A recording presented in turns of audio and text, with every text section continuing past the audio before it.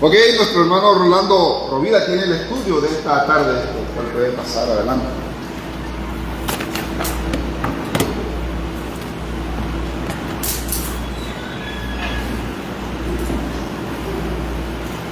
Buenas tardes, amados hermanos, que nuestro Dios, nuestro Padre Celestial, derrame muchas bendiciones sobre cada uno. Amén. Damos gracias a Él por el privilegio de hablar de su palabra una vez más aquí con todos ustedes, mis hermanos, y gozarnos en la carta del gozo, como es la carta a los Filipenses. Vamos a ubicarnos en nuestra epístola de estudio, por favor. La epístola del apóstol Pablo a los Filipenses, y vamos al capítulo 3.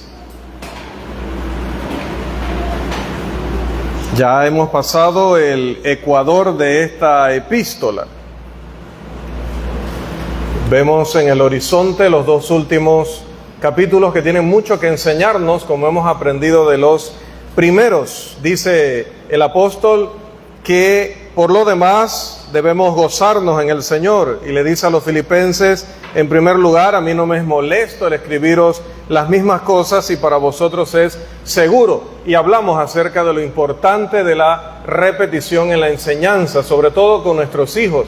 Dice Moisés: debes repetir esto a tus hijos, y no solo repetirla porque primero la habían recibido los padres y ahora la repetirían a sus hijos, sino que la pedagogía dice que debes repetirle una y otra vez, porque esas son las cosas que van a permanecer con él durante el resto de sus días. Así que por eso también el concepto de Moisés dice: pon la palabra aquí y ponla allá, y háblale a esta hora, y háblale también a la siguiente, y háblale este día y también el otro, y habla de día y también de noche, porque la repetición es importante para que aseguremos el aprendizaje.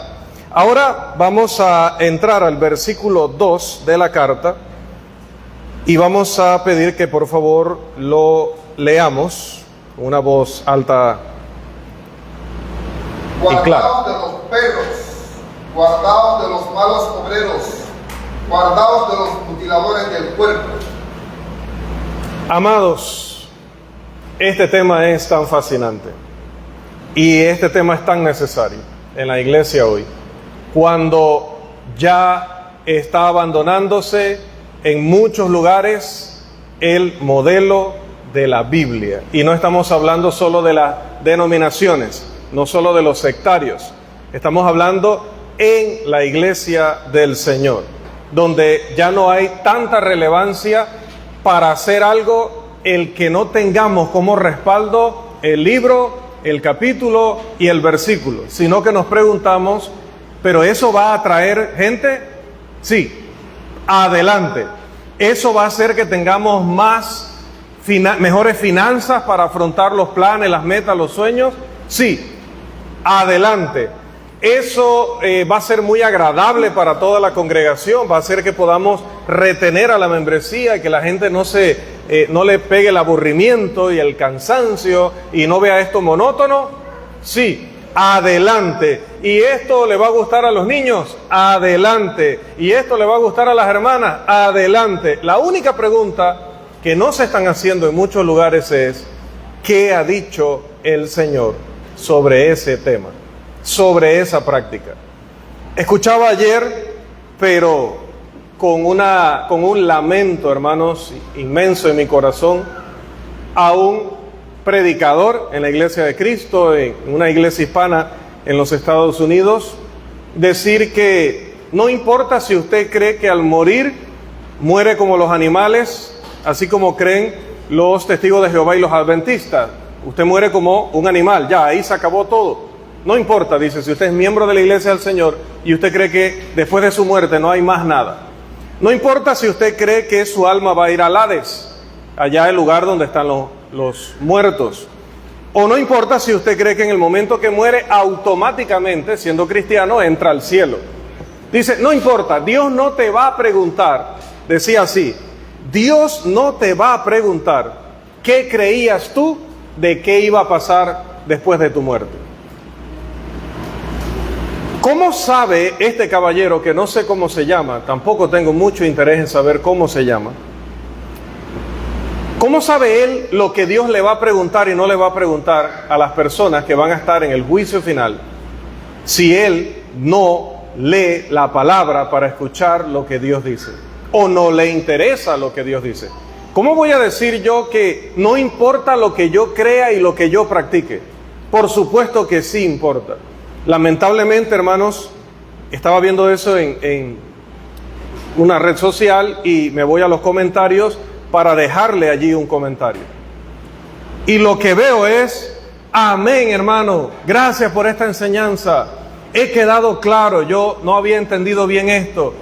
Hermanos, diciéndole todo eso. Digo, no hermanos que usted y yo conozcamos. Recuerda, estoy hablando de otra región del mundo.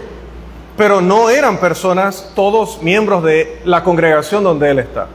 El peligro de las redes sociales hoy es que la falsa enseñanza que antes se contenía en una congregación durante un tiempo y luego iba saliendo a medida que esa persona se iba relacionando con otros o esos miembros se iban relacionando con otros, era muy lento en comparación con hoy. Enseño una mentira, la subo a la red social y automáticamente 3,000 personas, 5,000, 15,000 personas están viendo. Cuando veo la cantidad de personas suscritas al canal, eran más de 20,000 personas. Más de 20,000 personas. Esta lección probablemente, y según las estadísticas de la página, llega a estar entre las 300 personas o las 700 personas, pero en cuestión de un mes. En un mes probablemente la vean 700 personas. Al caballero probablemente lo están viendo más de la mitad de sus suscriptores, o sea, 10,000 personas en una sola exposición. Entonces, el peligro, el daño que ocasiona un predicador que se aleje de la Escritura y empiece a enseñar lo que la Biblia no dice, es algo que no se puede, como decía otro evangelista, fiel, no se puede tratar con paños tibios. No se puede tratar como que simplemente tuvimos un altercado él y yo, entonces vamos a tratarlo por allá en privado, que nadie se dé cuenta. No, cuando una persona ha tomado el púlpito y está enseñando a todo este público, ya no está haciendo algo que sea privado, ya no está haciendo algo que se pueda decir, ese es un asunto entre él y yo. Ya no, porque ha contaminado a la iglesia. Y si luego lo ha subido a las redes sociales, ha contaminado a muchas congregaciones, incluso personas que no conocen la verdad y que están recibiendo eso como si fuera la verdad. Y arriba, Iglesia de Cristo en tal lugar. El apóstol Pablo, hermanos, no trató con paños tibios este tipo de temas. Pablo no dijo, ay, pobrecito el hermano. Hay que aclararle eso porque debe ser que está confundido. Este grupo de hermanos debe ser que están confundidos. Entonces hay que tener mucha paciencia, hay que tener tolerancia. Somos una familia y hay que tratarnos con mucho cuidado. ¿Sí? Lo del vaso más frágil aplica para los falsos maestros también. Trátale como a vaso más frágil, coheredero de la salvación. Yo creo que es lo que leen en la Biblia. Trátale como a vaso más frágil. Porque pensamos que si un hermano comete una inmoralidad hay que caerle con todo el peso de la ley. Pero si un hermano trastorna a una congregación, tergiversa la palabra de Dios, dice Dios ha dicho cuando Dios no ha dicho esa palabra, queremos, calma hermano, no denuncie, no diga, pobrecito el hermano, no manden esa carta, cuidado hermano de mencionarle a este hermano que está en error, que nosotros no tendremos comunión porque el hermano se ha desviado de la palabra de Dios. ¿Cómo reaccionó realmente el apóstol a esto? Y me refiero a cartas de disciplina, porque esto luego recuerdo que recorre también el menos recorrido, pero recorre. Amados, dice la palabra, guardaos, ¿qué dice el texto? Los perros. Si yo dijera eso hoy, no vaya usted a tal congregación, cuídese de los perros. Me despiden en la tarde ya estoy despedido. El apóstol Pablo, refiriéndose a un grupo, de falsos maestros, le dijo a la congregación de Filipos: cuídense, tengan cuidado de los perros, de los malos obreros, de los mutiladores del cuerpo. Esta es la primera de una serie de 3 advertencias. La palabra repetida, guardaos, enfatiza los peligros inminentes que estaban involucrados en recibir a estas personas y darles la oportunidad de sembrar sus mentiras, de sembrar su engaño en medio de la congregación. Aquellos de quienes se debe tener cuidado son un grupo al que él se refiere con 3 términos diferentes. El primero de ellos, perros. Y aquí los perros definitivamente que no son los cuadrúpedos literales que domesticamos o que son domesticables en nuestros hogares, sino que son seres humanos, hermanos en Cristo, que se comportaban como perros y se ganaron este apelativo de parte del apóstol, de parte de Dios, porque Pablo no escribe perros refiriéndose a sus hermanos en Cristo sin que Dios lo haya autorizado a hacerlo. Tenemos claro eso. Le ha llamado perros no porque él está escribiendo su opinión personal, le ha llamado perros porque el Espíritu Santo le daba palabra a Pablo y lo que Pablo escribió era lo único que el Espíritu Santo quería que estuviera allí. No está ningún término personal de Pablo. Guardaos de los perros. Hermanos, esto se vuelve evidente. ¿Quiénes son estas personas y por qué Pablo es tan duro, tan drástico y se refiere a ellos en estos términos en las siguientes 2 advertencias, lo que significan las siguientes 2 advertencias?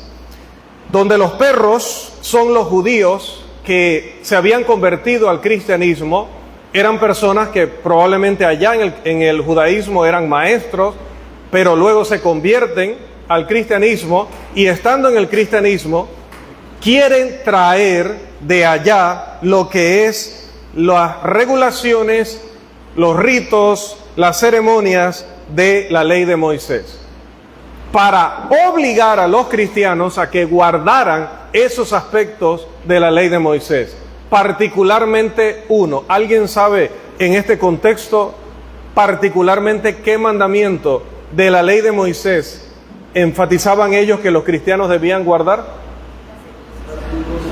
La circuncisión, correcto. Gracias, excelente. Ahora, hay ironía en las palabras o en la aplicación de la palabra perros a personas que eran de origen judío. ¿Por qué? Porque para los judíos los perros eran animales despreciables e inmundos. ¿Recuerda Apocalipsis?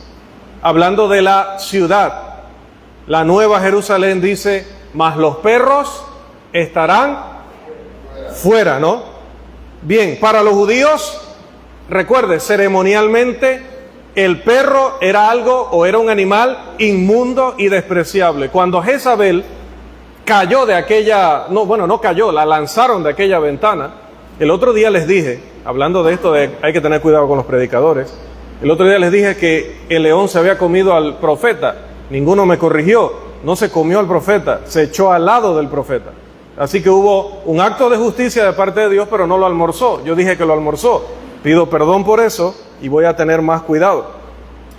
Bien, ahora volviendo acá, ya dije que la otra se había lanzado, no se lanzó, la lanzaron. Y dice que cuando cayó, los perros llegaron allí para hacer lo que ellos hacen y que no voy a describir. Entonces, mire cómo los perros una y otra vez están asociados a ese sentir. Cuando aquella mujer extranjera llega a pedirle a Jesús que le haga un milagro, que le ayude, ¿cuál es la frase de Jesús? Yo solamente he sido enviado a las ovejas de la casa de Israel. Así que no está bien. ¿No está bien qué? Dijo Jesús. ¿Recuerdan? No está bien que yo tome el pan de los hijos y se lo dé a los perrillos o perritos, diríamos aquí en Panamá. ¿Sí? ¿Cómo le está llamando Jesús a una extranjera? Y ella no se ofende, sino que dice, pero Señor, las migajas del pan le tocan a los perrillos. O sea, como uno dice, estos huesitos son de tal, ¿ya? El nombre de su mascota, ¿no?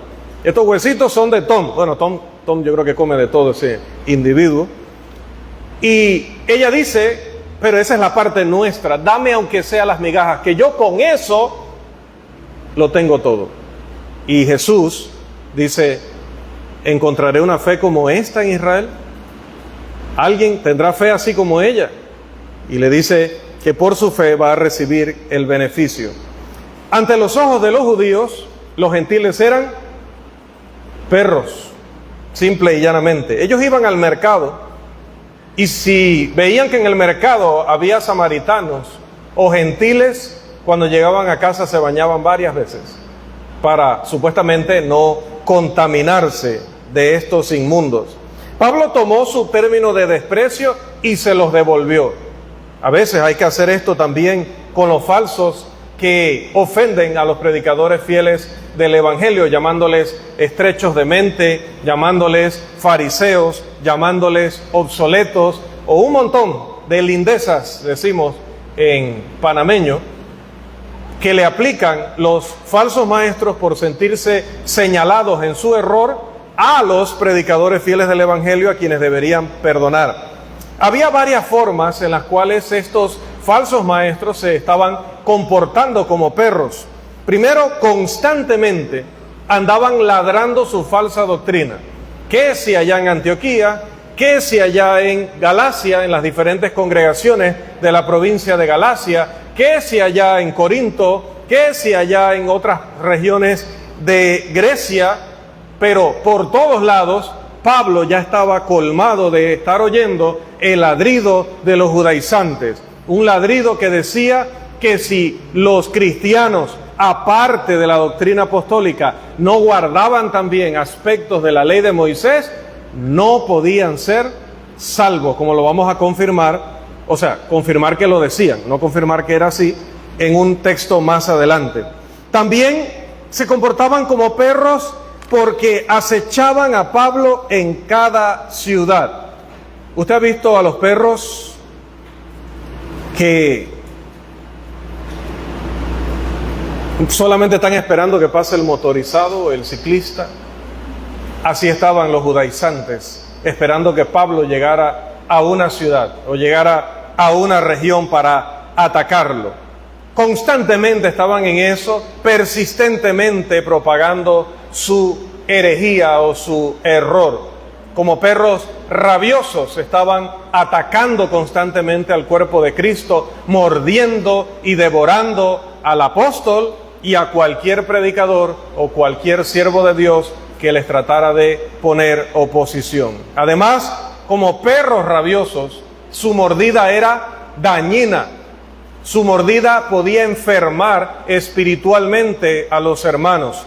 Era destructiva y era espiritualmente fatal si se les permitía actuar sin oposición. Y esto no podía suceder, por lo tanto, el apóstol, hermanos, apenas está empleándose con los calificativos que le va a dedicar a este grupo de personas, que al dañar a la iglesia de Dios, o al intentar dañar la iglesia de Dios, bueno, la dañaron en algunos lugares e intentaban hacerlo también en Filipos, o lo intentarían, porque Pablo le habla en tono de advertencia.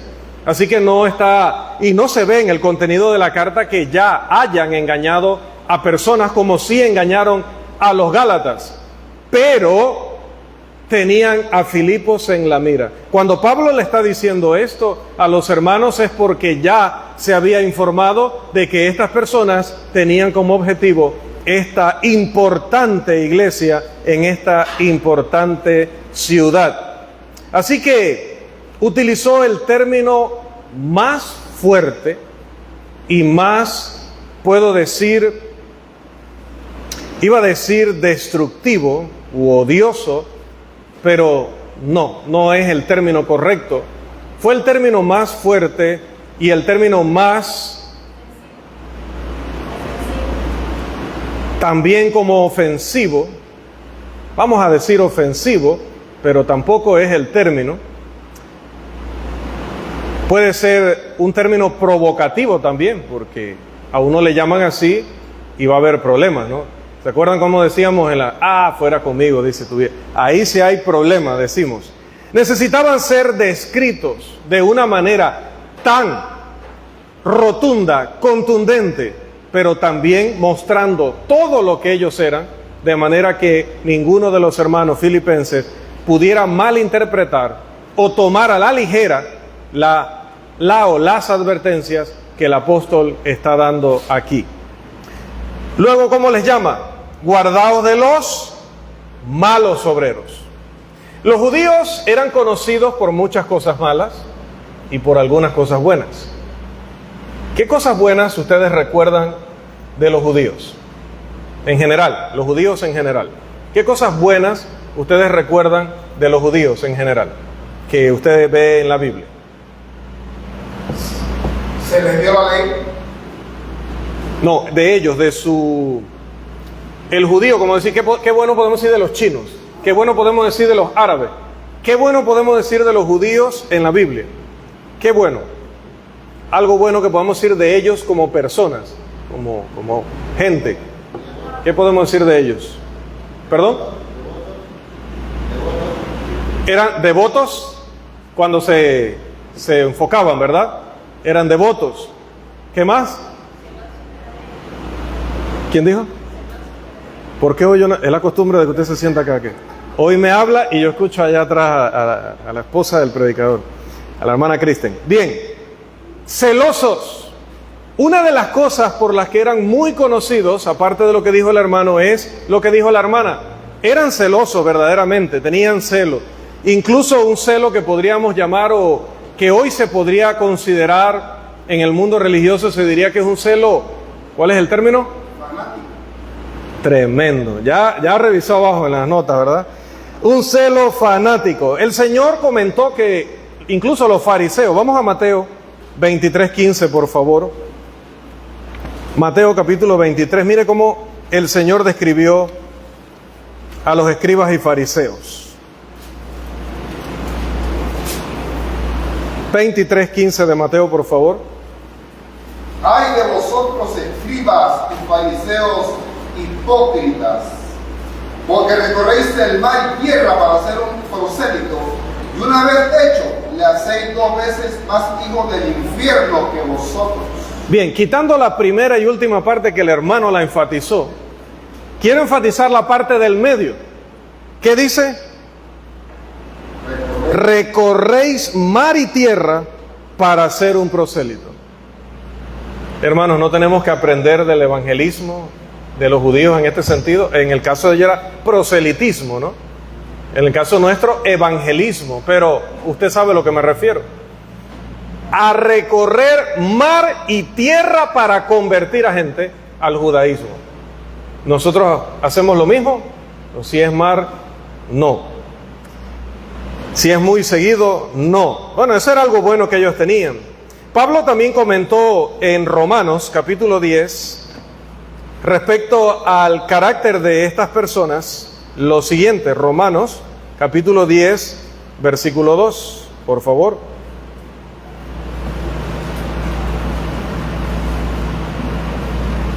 Porque yo les doy testimonio de que tienen celo de Dios, pero no conforme a ciencia. Hermanos, en ambos pasajes se habla del celo, que hasta allí no es una cosa mala. El celo es algo bueno, el proteger, el cuidar lo que es sagrado, lo que consideramos de Dios. Pero nuestra herencia, ¿no? El Nuevo Testamento es nuestra herencia. Por lo tanto, cuando alguien lo tergiversa, cuando alguien lo enseña de manera incorrecta para engañar, nos indignamos, como estaba indignado anoche yo con la exposición de este hermano, de este mal obrero.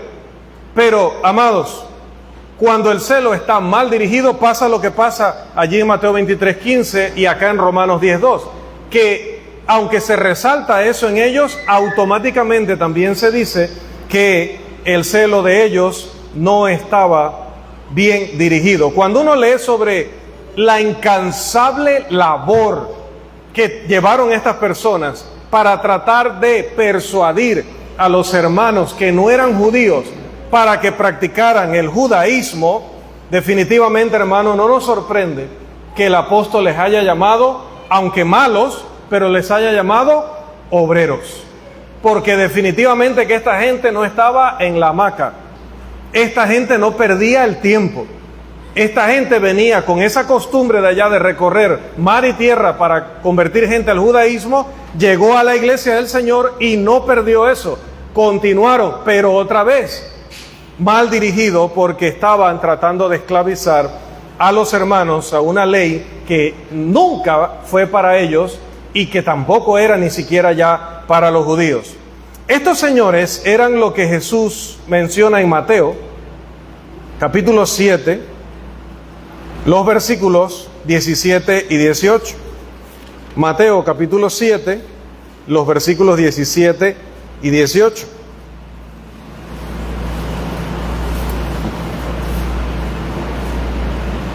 ¿Qué dice?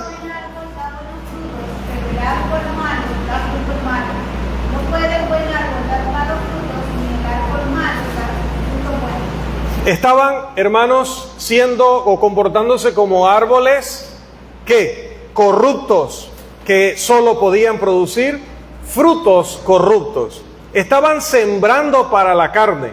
¿Y de la carne qué se cosecha? De la carne se cosecha corrupción, dice Gálatas capítulo 6, versículo 8. Pretender o desear que el trabajo de estos hombres no fuera destructivo, no fuera falso, no fuera contaminante e impío, no cambiaba el hecho de que lo fuera. Los hermanos podían decir: qué lástima, son buenos hermanos, celosos, trabajadores. Pasémosle por alto esto de que vienen con esa enseñanza.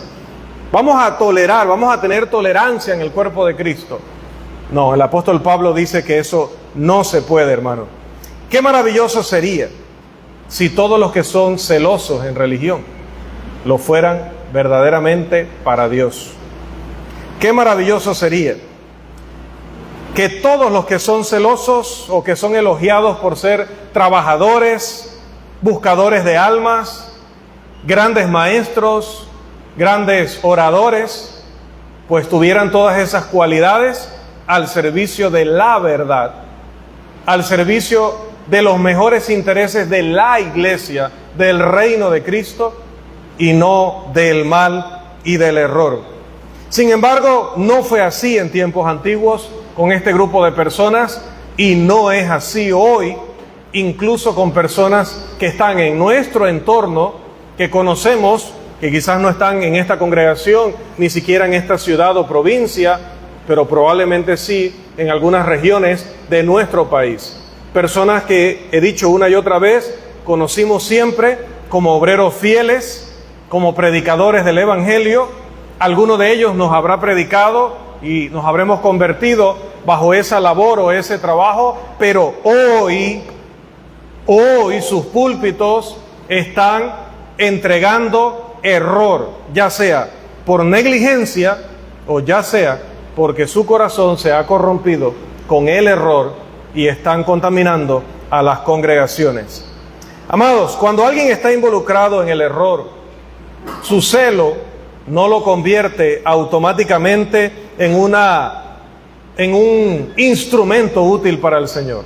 Al contrario, una persona en el error y con celo, lo que se convierte es en una arma de destrucción masiva en las manos de Satanás, de nadie más. Los falsos maestros, sobre los cuales Pablo advirtió a los filipenses, como todos los falsos maestros, nunca deben ser ignorados o tolerados.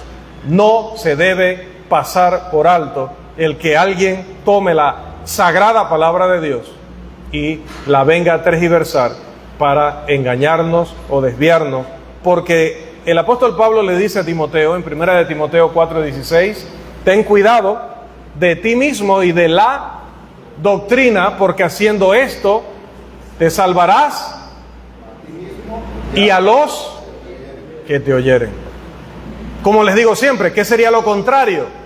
Que si yo no tengo cuidado, no estudio diligentemente la palabra de Dios, no le pido sabiduría a Dios, no soy honesto con lo que me dice el texto bíblico, si yo no saco mis deseos e intereses egoístas que me causan prejuicio a la hora de leer la Biblia, si yo no bajo de ese sitial donde tengo a ese maestro o predicador creyendo que es o perfecto o algo muy cercano a perfecto, de manera que todo lo que él me dice yo lo consumo sin verificar como lo debería, mientras yo no abandone esa mentalidad o actitudes, voy a permitir que entre ese error, ese daño en mi vida. No se debe ignorar y no se debe tolerar.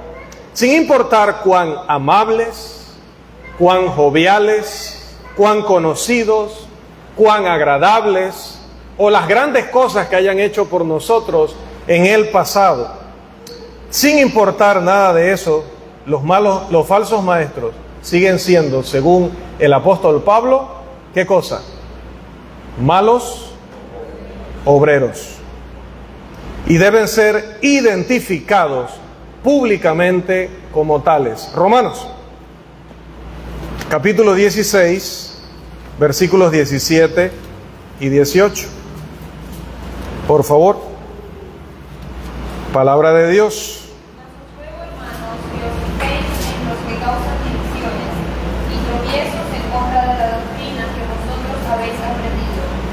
Apartéis de ellos, porque tales personas no sirven a nuestro Señor Jesucristo, sino a sus propios dientes, y con suaves palabras y lisonjas engañan los corazones de los ingenuos.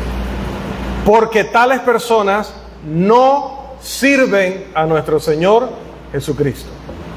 Si causan tropiezos en contra de la doctrina, si causan divisiones, no sirven a nuestro Señor. Y note que, o le comento que, decía el caballero, pero no se me altere porque usted crea diferente, no importa cómo usted crea, no divida el cuerpo de Cristo por esto. No, nadie está dividiendo el cuerpo de Cristo. Él se está dividiendo a sí mismo y quiere dividir a otros del cuerpo de Cristo. Es el falso maestro que acusa a los fieles predicadores del evangelio de división. Es él el que está causando la división, porque como dijo Pablo, nosotros les hemos enseñado a ustedes el verdadero evangelio. Cuando una persona viene y les enseña otro mensaje que no es el que les hemos enseñado primero, es él quien está causando la división. Están todas las iglesias de Cristo enseñando verdad sobre la adoración, enseñando verdad sobre el matrimonio, enseñando verdad sobre el bautismo, enseñando verdad sobre el rol de la mujer en la iglesia. Y viene alguien y empieza con algo diferente. ¿Quién está dividiendo? Él está dividiendo, no nosotros. Así son estas personas. Dice, no sirven a nuestro Señor, por lo tanto, ¿qué hay que hacer con ellos? Que os fijéis. Cuando usted va a los términos que utilizó el apóstol Pablo, es mucho más elocuente el texto, porque nos dice que debemos marcarlos para que los demás puedan ver que están tratando con un mal obrero, que están tratando con un falso maestro. Entonces ve que el procedimiento bíblico no es similar al de me ofendió a mí personalmente. Esta persona no me está ofendiendo a mí, está ofendiendo a Dios. Está perjudicando a la iglesia, y su pecado es tan público como llegar aquí borracho.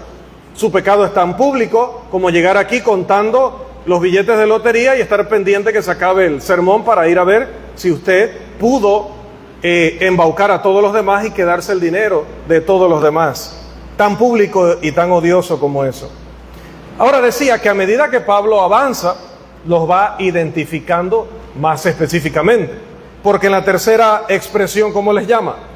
Guardaos, ¿de quiénes? La tercera frase, de los mutiladores del cuerpo. En esta tercera advertencia, el apóstol hace una identificación específica de quiénes son los perros y quiénes son los malos obreros. Bien, aquí utiliza en nuestras versiones el verbo mutilar para referirse a ese proceso que se hace en el cuerpo para la circuncisión, ese corte que se hace para la circuncisión. No puedo explicarle, si usted no entiende lo de la circuncisión, tiene que estudiarlo porque no vamos a entrar hoy allí, pero es un corte que se hace en la piel, se hace en los varones, y Pablo no dice a los ¿cómo se diría? Imagínense, a los circuncidadores, sino que dice los mutiladores.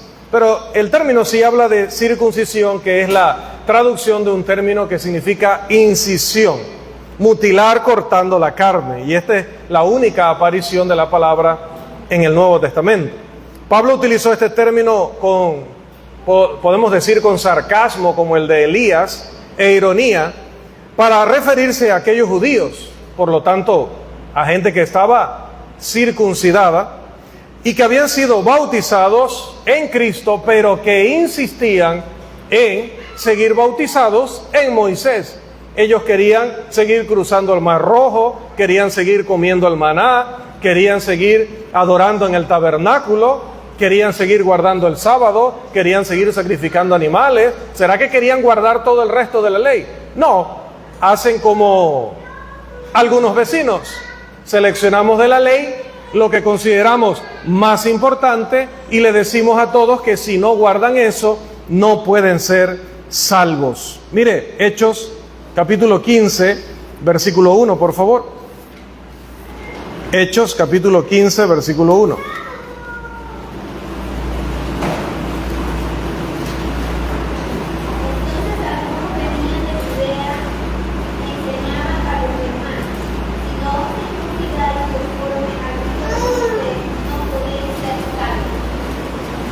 En este caso, Pablo se niega a llamarles los de la circuncisión y más bien hace un juego de palabras que indica que no eran la verdadera circuncisión. Lo que estaban insistiendo como condición para la salvación era ese ritual. Ahora lo podemos ver claramente en Hechos 15:1, la circuncisión. Esto se volvió así debido a la muerte de Cristo. Vamos a leer Colosenses capítulo 2, versículo 14. Ya no era algo considerado como señal de pacto entre Dios y su pueblo, sino simplemente un corte, simplemente una mutilación de la carne. ¿Por qué? ¿Cuál es el motivo que da Pablo en Colosenses 2:14? Anulando ya los decretos que habían contra nosotros, que nos era contraria, quitándola de medio y clavándola en la cruz. El 16 va a decir, por tanto, nadie os juzgue basado en esos preceptos o basado en esos mandamientos, porque ya Cristo anuló todo eso. Así que si tú crees que por circuncidar a los hermanos los vas a acercar más a la salvación o vas a asegurar su salvación, olvídate de eso, porque la salvación no está en un corte físico de la carne, sino que está en Cristo, en Cristo. Amados, ¿alguna pregunta ya que el tiempo ha vencido? ¿Alguna pregunta o comentario sobre esta sección? Versículo 2 del capítulo 3. ¿Preguntas o comentarios sobre cómo debemos tratar a los falsos maestros o sobre esta enseñanza perniciosa de si no os circuncidáis, no seréis salvos? ¿O todo está claro? ¿Todo está claro? Entonces, hasta aquí nuestra lección. Que el Señor les siga bendiciendo a todos. Amén.